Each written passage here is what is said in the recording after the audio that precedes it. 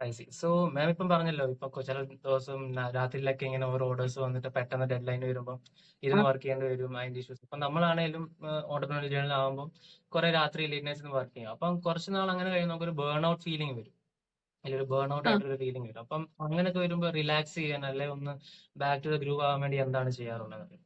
See, I mean, you might, I might sound funny if I say this. Sleep എങ്ങനെയെങ്കിലും വേണം എന്നുള്ളത് നമുക്കൊരു അത്യാവശ്യമാണ്.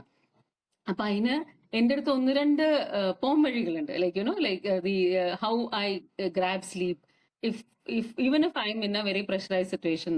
ഒന്ന് എന്താന്ന് വെച്ചാല്, just make the room comfortable for A sleep. ഇപ്പൊ നമ്മള് ഒരു കൊതു വന്നാൽ ആ കൊതു കടിച്ചിട്ട് പൊക്കോട്ടെ എന്ന് വെച്ചാൽ കുഴപ്പമില്ല. ദാറ്റ് അതിങ്ങനെ ഹമ്മിങ് അറൌണ്ട് അതിന്റെ അവിടെയൊക്കെ ആണെങ്കിൽ do something to drive that mosquitoes away.